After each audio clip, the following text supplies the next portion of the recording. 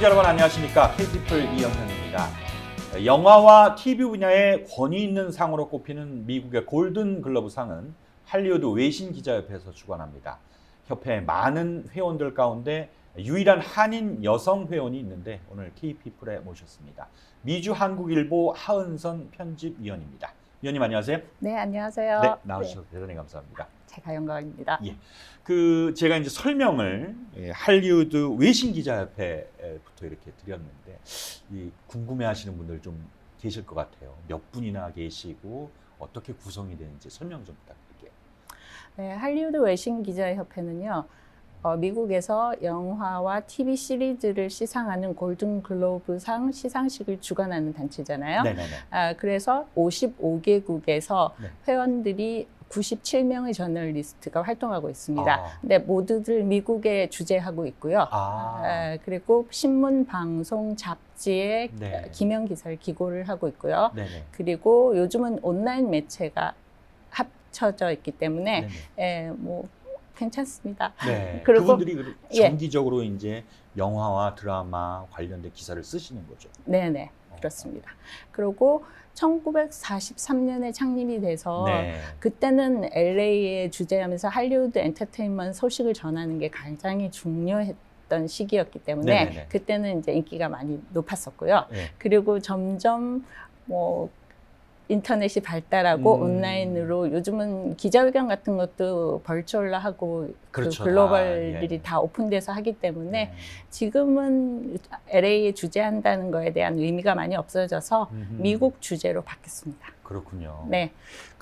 어떤 계기로 회원이 되신 거예요? 언제부터 회원이 되신 거예요?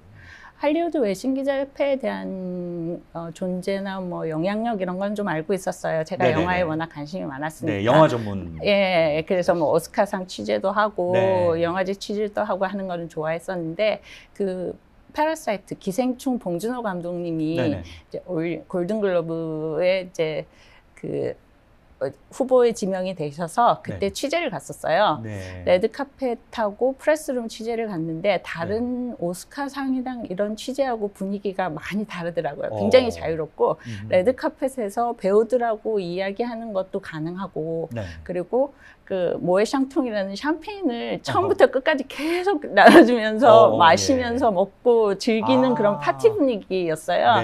그래서 자유롭고 이게 긴장된 그런 게 아니라 자유로운 분위기에서 친분을 쌓을 수 있고 인맥도 구축할 수 있겠구나 하는 생각을 했었습니다. 네, 그래서 이제 지원을 하셨고 언제부터 활동을 하신 거죠? 활동은 2021년 10월부터 했습니다. 그렇군요. 예. 회원이 되면 저 회원할게요 하면은 그냥 회원시켜주는 거 아니잖아요. 그랬으면 저도 좋겠어요. 어떤 이렇게 기사도 보고 그럼요. 연적도 하고 그렇게 되나요? 예. 일단 미국에 거주를 해야 되고요. 엔터테인먼트 기자로서의 연륜과 경력이 좀 있어야 되고요. 그 다음에 이제 저 같은 경우는 한국을 대표하고 있으니까 한국의 인정받는 매체에 기고를 이제 꾸준히 해야 되고요. 그 다음에 한 사람이 1인 이상의 저널리스트로부터 추천을 받아야 돼요. 근데 그 추천을 보통 할리우드 외신기자협회 회원분들에게 받으면 가장 좋고요. 그렇지 않으면 자격심사위원회가 이제 구축이 되어 있는데 그분들이 알 수 있는 그런 유명한 저널리스트의 추천을 받으면 되죠. 그렇군요. 예, 그리고 미국 영화협회, 여기서 MPA라고 하는데요. 그런 협회 회원으로 등록이 돼 있으면 좋고 그렇게 회원으로 등록이 되어 있지 않으면 한국영화협회라든지 아니면 여기에 어워드를 주관하는 그런 비평가협회나 이런 데 등록이 되어 있어야 합니다. 그렇군요. 지금 저 위원님 말고 그 할리우드 외신기자협회 회원으로 계시는 한국인이 또 계시는가요? 네. 지금 박흥진 위원이라고요. 한 16년 정도 활동하셨어요. 그리고 그 전에 한 분이 더 계셨다고 들었는데 그분은 한국으로 귀국하신 걸로 알고 있고요. 네, 한국 사람은 저랑 박흥진 위원 두 분입니다. 회원이 되시면은 좋아요? 언제까지 하시는 거예요? 이거 종신이에요. 그래요? 근데 매년 갱신을 해야 돼요. 그러니까 이 자격을 유지하기 위해서는 1년에 8회 이상 퀄리티 아티클이라 그러는데 네. 그러니까 인정받는 그 매체에다가 기고를 해야 되는 기고를 거죠. 해야 되는 소식을 전해야 되고 예. 뭐 여러 의견을 또 전달할 수도 있어야 되고. 근데 엔터테인먼트 기사라기보다는 저희는 배우, 감독, 작곡가, 이런 프로듀서 인터뷰 기사를 심층 인터뷰하는 기사를 많이 기고를 합니다. 예. 협회원들끼리는 자주 보세요? 지금은 자주 못 보는 건데요. 아하. 원래는 항상 그 기자회견을 하면 네. 대면으로 하기 때문에 모여서 하기 때문에 그거는 많이 봤었대요. 근데 네. 이제 원래 연례 회의가 있고요. 그다음에 저 원래로 한 달에 한 번씩 모이는 정기 모임이 있고요. 그다음에 네. 특별 모임이 있고 그렇게 있습니다. 정기 모임은 옛날에는 폴 시즌스 호텔에서 열렸었어요. 최고 호텔에서. 예. 근데 이제 팬데믹 때문에 벌추얼 온라인 미팅으로 전환이 되면서 네. 사람들이 온라인을 더 선호하게 돼 있잖아요. 그렇죠, 요즘은 그렇죠. 대면보다. 네네. 예. 그래서 협회 사무실로 옮겨가고 그다음에 자유롭게 온라인으로 참석을 해도 되고 그다음에 협회 사무실로 가서 대면 미팅을 해도 되고 네. 그렇게 돼 있습니다. 그 이제 가장 중요한 일이 이제 네. 골든글로브상 네. 수상작을 뽑는 건데 이게 네. 영화, 뮤지컬, 코미디 그리고 드라마 이렇게 예. 이런 분야에서 이제 선정을 하게 되는데 네네네. 이 어떻게 선정을 하는지 그거 좀 간략하게 좀 설명 좀. 사실 요즘은 TV 시리즈가 OTT 플랫폼이 많이 생겨서 굉장히 많죠. 정말 많아요. 정말 많아서 일단은 그 커미티가 위원회가 구성이 돼 있어서 네. TV 전문 기자들이 위원회를 커미티를 구성하고 네. 그다음에 영화 전문, 그다음에 아하. 음악 이런 전문 커미티들이 있어요. 네. 그럼 그분들이 우선 한 해 출시된 영화 작품들을 전부 다 리스트를 작성을 하게 돼 있죠. 그러면 이제 우리는 그거를 전부 다 봐야 돼요. 모든 컨텐츠를 다 봐야 되고 그 컨텐츠를 보고 나서 컨텐츠에 대해서 서로의 의견을 또 나누고 그리고 저희 선배들 같은 경우는 더 잘 아시니까 네. 이 컨텐츠가 좋더라 이제 추천도 가끔 해주시고 네. 그래도 결정하고 투표하는 거는 개인의 몫이기 때문에 그래서 이제 노미네이션 되는 지명 후보작을 우선 투표를 하고요. 네. 1차. 그 다음에 후보작을 걸러내고 난 다음에 최종 투표를 또 한 번 하니까 네. 그때는 이제 또 다시 후보작에 오른 작품들을 다시 보게 되는 거죠. 그렇군요. 예. 그 사실 영화를 좋아하셔서 네. 영화 전문 기자를 하셨는데 네. 이제 이 일로 영화를 봐야 되니까 그렇죠. 많이 힘드실 것 같다는 생각이 드는데 네네. 보통 한 편의 영화를 한 번만 보시지는 않을 것 같아요. 뭐 평가를 하고 그러려면은 쉽지 않은 과정인 것 같은데. 맞습니다. 근데 워낙 영화 좋아하는 사람들은요, 좋은 네. 영화를 만나게 되면 2번, 3번 보게 돼 있어요. 그래서 저희 같은 경우는 2번, 3번 본다고 해서 그게 고통스럽거나 그렇지 않은데 네. 처음에 후보작을 고를 때가 좀 힘들죠. 그러니까 모두 다 제 취향에 맞는 그런 영화가 있는 게 아니니까. 네. 예. 근데 이제 첫 번째 볼 때는 작품 위주로 보고요. 네. 두 번째 볼 때는 후보 그 부문별로 배우들의 연기도 좀 봐야 되고 그다음에 음악도 봐야 되고 네. 등등 많습니다. 그러면 위원님께서 생각하시는 이거 정말 좋은 작품이다. 최고의 작품이다라고 생각하는 몇 가지 기준을 좀 얘기를 해주신다면 어떤 게 있어요? 저는 기자고 네. 비평가나 전문인이 아니기 때문에 네. 기준을 다 얘기하면 그런 거 있겠죠. 카메라 움직임이라든지, 네. 그다음 배우들의 연기라든지, 그다음에 제일 중요한 게 스토리텔링을 어떻게 시각화해서 전달하느냐 이런 것들이 있는데 네. 그런 거 다 필요 없는 것 같고요. 네. 영화를 딱 보고 나서 이야기를 너무 하고 싶게 하는 영화들이 있어요. 예, 그러면 옛날 같은 경우는 그 썬댄스 영화제 로버트 레드포드께서 네. 하신 얘기가 극장에서 모두 모여있는 관객들은 영화를 보고 나서 아무도 알던 사이가 아니고 친분이 있는 사이도 아닌데 나오면서 얘기를 하는 거예요. 이 영화 너무 괜찮지 않아? 이러면서 하나의 소셜 미디어를 이룬다고 하더라고요. 네. 그래서 그의 얘기를 듣고 나서 보니까 저도 영화를 보고 나면 요즘은 단톡방 찾기가 바빠요. 그러니까 저희 골든글러브 회원들이 이제 기수별로 단톡방이 있으니까 예. 거기에 이 영화 봤어? 어때? 그러면 이제 밤새도록 얘기하는 거죠. 그러니까 그렇게 되면 좋은 영화라고 생각해요. 예, 그래서 1년 내내 얘기하게 돼요. 또 그런 또 재미가 있네요. 네. 그 보면은 이제 보시잖아요. 네. 이제 보고 판단을 하시고, 네. 야 이거는 상이다. 이런 작품도 딱 있어요. 그러니까 위원님의 느낌이나 어떤 그런 걸로 봤을 때, 야 이건 받는다. 이거는 정말 최고의 작품이다라고 하는 게 실제 상을 받는 경우로 연결되는 어떤 그런 것도 좀 있었어요. 네, 제가 최근에 베를린 영화제를 다녀왔는데요. 요번에 베를린 영화제는 이상하게 그 가족과 이런 자녀와의 관계, 그 다음에 좀 약간 내면적인 거를 다루는 영화들이 굉장히 많더라고요. 물론 베를린 영화제 자체가 프로파간다가 정치적 성향이나 사회성을 위주로 하는 그런 영화제인데도 아마 팬데믹 때문에 그랬던 것 같아요. 그래갖고 계속 비슷한 영화를 계속 보다가 마지막 날 A Fire라고 독일 영화인데 그게 불탄 하늘이라는 영화예요. 그 영화를 딱 봤는데 첫 장면부터, 그러니까 오프닝 시퀀스가 가장 중요하잖아요. 거기서부터 눈을 찔 수가 없을 정도로 끝까지 정말, 그리고 마지막에 반전도 있고 메시지도 정확하고 그래서 이 영화를 보기를 정말 잘했다라고 생각하는데 돌아와서 보니까 은곰상을 받았더라고요. 그렇군요. 황금곰상은 다큐멘터리가 받았어요. 아망스라는 다큐멘터리인데 저희가 골든글로브에서는 다큐멘터리 장르가 없어서 영화제에서는 그렇게 챙겨보는 편이 아니어서 못 봤습니다. 아직. 그 잠깐 이거는 좀 제가 그냥 개인적으로 궁금한 건데 이게 설명이 될지 모르겠는데 제가 그 골든글러브하고 오스카하고 아카데미상하고 사실 손꼽히는 권위 있는 상인데 약간의 좀 차이가 있다면 어떤 차이가 있어요? 아까 이제 좀 골든글러브는 되게 자연스러운 분위기고 이제 사람들하고 이야기도 할 수 있는 어떤 그런 거라고 얘기하는데 파티 분위기라고 얘기했었는데 아카데미상하고 뭔 좀 이렇게 좀 아카데미상은 아무래도 영화에 관여하시는 그런 감독, 배우, 그 다음에 직접적인 제작자, 뭐 메이크업 하는 그런 회원들이 6,000명 가량이 투표를 하는 거니까 작품성 위주로 투표가 되겠죠. 그리고 이건 좀 여담인데 자기가 같이 일하고 싶어하는 감독 배우들을 뽑지 않겠어요?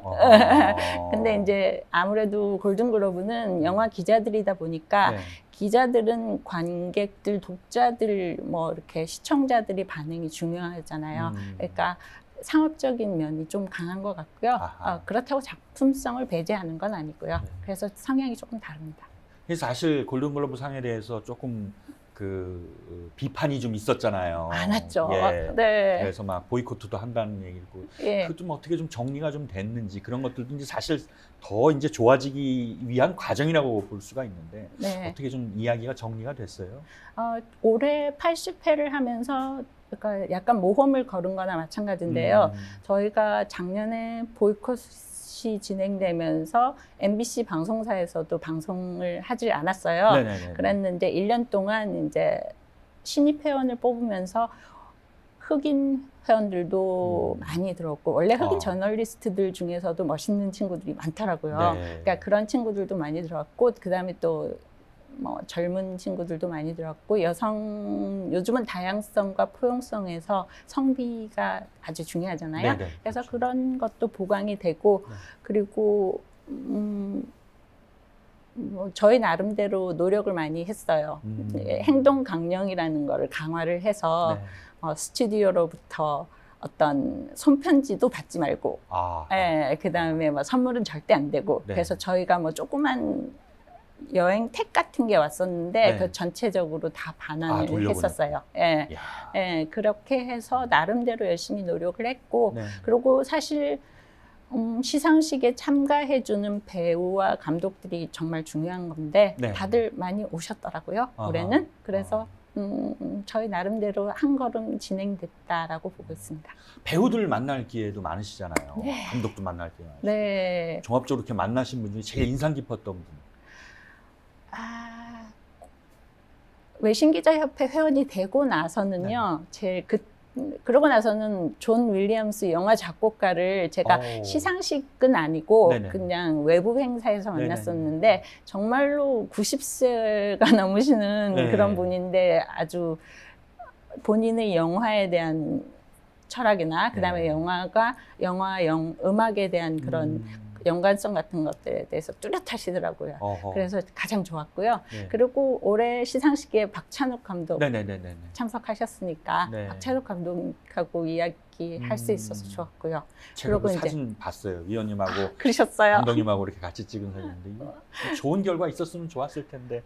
그러게요. 좀 아쉽긴 해요. 예, 네. 박 감독님한테 안 그래도 시상식 끝나고 이 시상식의 의미를 어디에 두십니까? 이렇게 물어봤어요. 네. 그러니까 오랫동안 배우와 스텝진이 열심히 노력을 해서 만든 그런 작품이 네네. 그래도 수상을 했으면 네. 자기 성과적인 면에서 그다음에 격려가 됐을 텐데 그래도 후보에 올랐고 자기는 본인은 아주 즐거워하시더라고요. 네. 사실 그 기생충 봉준호 감독의 기생충부터 네. 시작을 했다고 봐야 되나요? 네네. 이 할리우드에서 그 한국 영화를 보는 시선이 굉장히 좀 달라진 것 같아요. 직접 느끼기에도 그런 부분이 있으세요? 그럼요. 원래 한국 영화가 그러니까 극단적인 폭력성과 그다음에 공포 영화를 지칭하는 이런 에이션 익스트림이라는 장르가 있었어요. 그 거기에 속하면서 제대로 평가를 받지 못하는 부분들이 있었는데 네.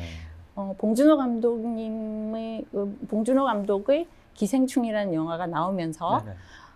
할리우드 장르는 할리우드 장르인데 낯설지는 않은 장르인데 좀 네. 뭔가 할리우드에서 할 수 없는 그런 새로움. 맞아요. 뭐 관객들을 기대를 저버린다든지 아니면 반전이 있다든지 하는 그런 새로움을 찾는 그런 한국 영화가 나왔기 때문에 할리우드에서는 계속해서 아마 투자를 하는 걸로 알고 있어요. 지금 미나리 아시죠? 네네네네. 그 A24라는 할리우드 제작사가 투자를 해서 잘 됐고 그 A24라는 할리우드 제작사가 또 요번에 Past Lives라는 전생이라고 하더라고요. 셀린송 감독의 영화에 투자를 했고 그 다음에 CJ E&M은 빼놓을 수가 없는데요. 그렇죠. 그 CJ E&M이 요번에 엔데버 컨텐츠라고를 인수하면서 네. 5th 시즌이라고 뭐 5번째 계절인가 봐요. 시즌인가 봐요. 굉장한 회사라고 들었어요. 예, 글로벌 컨텐츠 제작 회사죠. 네. 만들었기 때문에 아마 더 제작이 할리우드에서 활발해지면서 한국 영화에 대한 시선이 뭐 기대가 더 커지지 않을까 생각합니다. 근데 사실 네. 이렇게 보면은 이제 요즘 OTT가 많이 나와서 네. 보면은 사실 이제 넷플릭스를 한국 콘텐츠가 네네네. 살린다라는 그런 얘기가 나올 정도로 우리 콘텐츠에 대한 그 어떤 인기도 그렇고 증명이 된 그렇죠. 경우도 많잖아요. 사실 드라마나 어떤 그런 콘텐츠에 대해서는 어느 정도 영향력과 인정을 받았다고 하는데 아직까지 그 영화는 드라마에 좀 못하다? 아니면 좀 더 영화도 좀 이렇게 사실 그래서 박찬욱 감독님이 이번 골든글로브상을 기대했던 것도 어떤 네. 그런 추력이 이어졌으면 하는 바람도 있었을 것 같은데 어떻게 그렇죠. 보세요? 그런 평가는? 근데 그 한국 드라마는 KBS 쪽에서 더 잘 아시지 않나요? 굿닥터가 네네 그렇게 근데 영화는 좀 압축적인 장르고 그리고 영화는 2시간에서 2시간 30분 요즘은 뭐 3시간이 넘는 영화들도 있긴 하지만 네. 그 안에 모든 내용을 담아야 되잖아요. 네. 그러면 한국의 문화적 차이를 관객들이 이해하기가 좀 힘들다고 저는 봐요. 어허. 거기다가 자막을 읽어야 되잖아요. 네. 그 골든글로브상에서 봉준호 감독이 네. 1인치 장벽을 넘으면이라고 네. 했는데 그 1인치 장벽 진짜 안 넘어지거든요. 어허. 근데 이제 아시겠지만 넷플릭스나 뭐 요즘 훌루도 그렇고 네. 한국 드라마를 방영하면서 더빙을 하더라고요. 네. 네. 그러면 맞아요. 자막보다는 더빙이 미국 시청자들에게 더 문화적 차이를 이렇게 좀 좁혀갈 수 있는 네네. 그런 이해도를 높여줄 수 있으니까 네. 더 한국 드라마에 대해서 근접할 수 있지 않을까 그렇게 그렇군요. 생각됩니다. 네. 이런 K 콘텐츠의 인기, 즉 영화도 그렇고 지금 막 이제 막 올라가는 단계인데 언제까지 계속될 수 있을까요? 저는 계속될 거라고 믿습니다. 예. 하나 더 얘기하면 베를린에 도착하자마자 택시를 탔는데요. 네. 에이티즈라는 보이밴드가 발렌타인데이에 베를린에서 이틀 동안 공연을 했대요. 그러면서 뭐 케이팝에 대해서 계속 얘기를 하더라고요. 그래서 이분이 한 50대에서 60대 되는 그런 독일 남자분인데 그러면 그 케이팝 콘서트를 갔었냐고 물어보니까 그게 아니고 자기 딸이 갔다고 그러면서 에이티즈 얘기를 하는데 K 콘텐츠라는 게 한류 드라마, 영화 그리고 케이팝 시너지 효과가 나기 때문에 저는 계속되지 않을까 낙관적으로 생각합니다. 근데 이제 산업적 측면으로 봤을 때 또 이제 다른 분석이 있을 수 있고 다른 평가도 있을 수 있는데 어쨌든 잘 되는 쪽으로 좀 본다. 그럼 산업 전반적으로 봤을 때 어떤 이런 것들이 좀 더 필요하지 않겠나.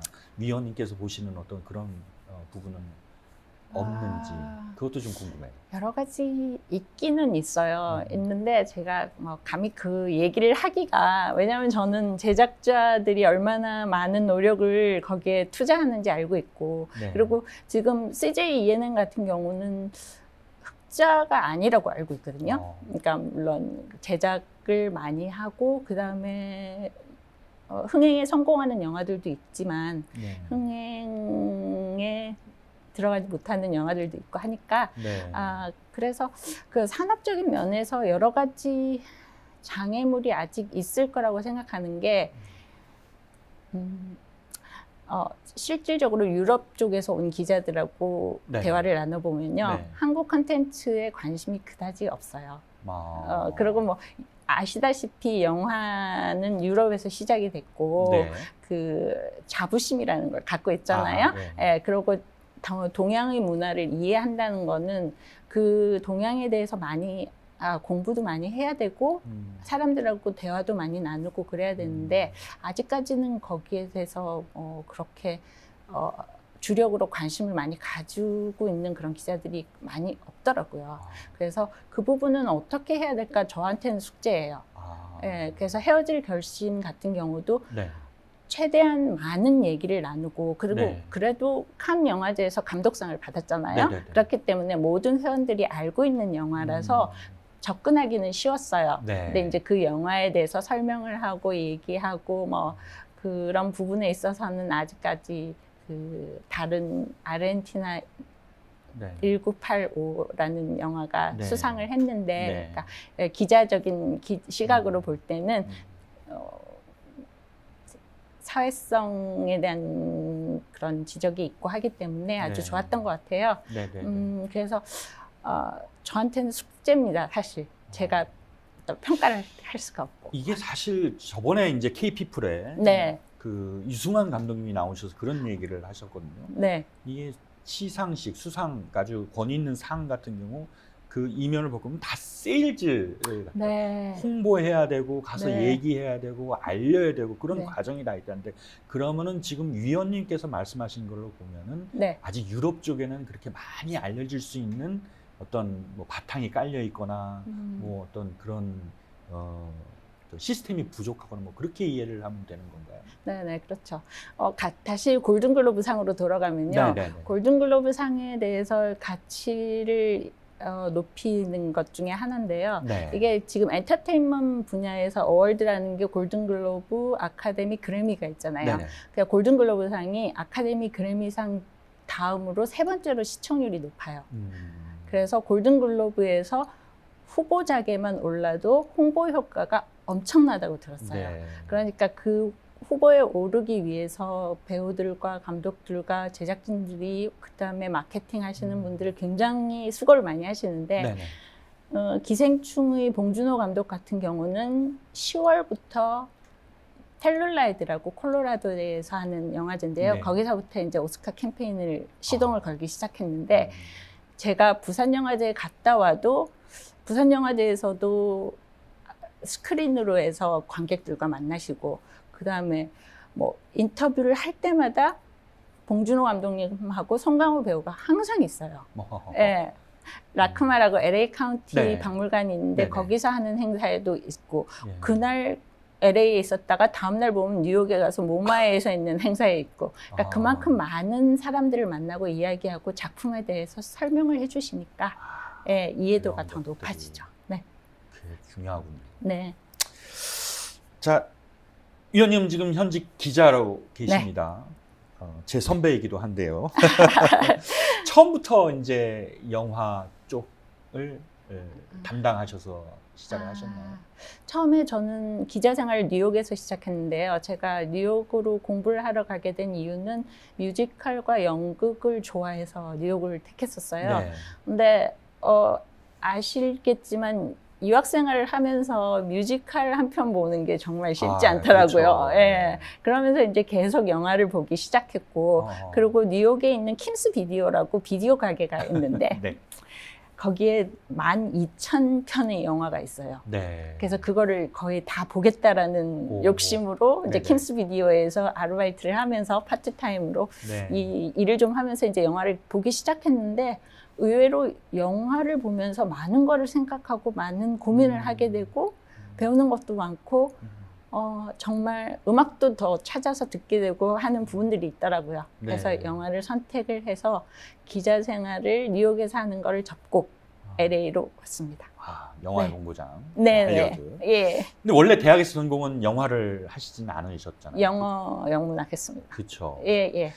그 영화를 좋아한다라고 했을 때 영화에 빠져들고 그러면은 사실 내가 한번 저거를 한번 감독을 한번 해보거나 아니면 내가 좀 기획을 해보거나 그런 그 욕심도 좀 있으셨을 것 같던데. 네, 제가 대학원에서는 영화를 부전공을 했어요. 네. 그래서 그때 시나리오를 정말 써보고 싶다라는 생각을 해서 도전을 많이 했었는데 그 창작자의 입장은 많이 다른 것 같더라고요. 그래서 저는 창작자라기보다는 그냥 영화를 보고 리뷰를 하고 평가까지는 아니더라도 그냥 비평을 조금 할 수 있으면 좋겠지만 리뷰를 하는 그런 사람이 그러니까 관람객이 더 좋겠다. 근데 좀 더 전문적인 관람객. 그리고 뭐 개인적인 얘기를 하자면 제가 창작을 하는 사람하고 같이 살고 있기 때문에요. 맞습니다. 예. 두 분께서 지금 영화 감독을 하고 있어요. 그래서 창작자의 고통을 보면 제가 할 수 있는 건 아닌 것 같고요. 봉준호 감독이 가끔 그런 얘기 하시더라고요. 불안증이 있을 때요. 그래서 우린 같이 살고 있는 이 남편을 보면 이해할 것 같습니다. 제일 무서우시겠어요, 부분께서는. 비평하실 수도 있는 분이고 또 안주인이시기도 하고 그러니까. 그 앞으로 이제 한국 영화계 또는 이제 할리우드 외신 기자협회원으로서 이제 많은 컨텐츠들을 평가를 할 텐데. 글쎄요, 그러니까 어떻게 하면은 더 잘 될 수 있을까? 어떻게 하면은 더 주목받을 수 있을까? 더 사랑받을 수 있을까라는 그 부분에서 한정해서 조언을 좀 해주신다면 어떤 것들이 있을까요? 황동혁 감독이 오징어 게임으로 정말 글로벌 센세이션을 일으킨 거잖아요. 그 오징어 게임이라는 게 사실 그 동심을 자극하는 게임에다가 사회적인 처절한 그렇죠, 경쟁. 그래서 그 트렌드, 그 사회 시류를 잘 따라가는 그런 소재를 정말 재밌지만 잔혹하기도 하고 그렇지만 끝까지 보고 싶을 그런 호기심을 자극하는 그런 영화 작품으로 만들었는데요. 한국 영화의 특징이 사회성을 많이 담는 영화인 것도 많고 시리즈도 그렇고 그리고 그렇기 때문에 글쎄 뭐랄까요, 많은 고민을 하는 창작자들이 본인의 생각을 대중들에게, 관객들에게 알릴 때 주저하지 않고 자존감을 갖고 봉준호 감독이 그러잖아요. 가장 개인적인 것이 가장 창의적인 것이다. 마틴 스콜시지 명언을 이렇게 얘기하신 거지만 본인의 생각을 정확하게 전달하고 자존감을 갖고 작품을 완성도 있게 만든다. 이 부분이 좀 완성도라는 게 좀 그렇지만 스튜디오 영화들 같은 경우는 완성도가 쉽게 될 수 있지만 인디 영화 같은 경우는 배우들의 역할이 굉장히 중요하거든요. 네. 근데 모든 사람들이 얘기할 때 한국 배우들만큼 연기를 잘하는 배우들이 없다고 얘기해요. 그래서 요즘 일본의 유명한 감독들도 한국 네. 배우들과 작품하는 거를 선호한다고 할 정도로 그 한국 사람들이 그 치열한 거 있잖아요. 네네. 그리고 그렇기 때문에 그런 전문성을 높여가면서 사회적인 고민을 하고 이러면 당연히 작품은 좋은 작품이 나올 거라고 생각합니다. 알겠습니다. 네. 위원님하고 이런 얘기를 하다 보니까 지금 아주 한편의 좋은 그 글을 읽은 것 같은데 네. 이 내용 아마 외신기자협회 이렇게 해서 예. 이런 영화 관련 중요한 또 예. 의견이라고 해서 제출도 할 수 있을 것 같은데. 당연히 그래야죠. 알겠습니다. 네, 하여튼 오늘 재밌는 얘기, 좋은 얘기 많이 들었고요. 나와주셔서 네. 대단히 감사합니다. 네. 자, 오늘 순서 모두 마치겠습니다. 저희는 다음 시간에 다시 찾아뵙겠습니다. 시청해주신 여러분 고맙습니다.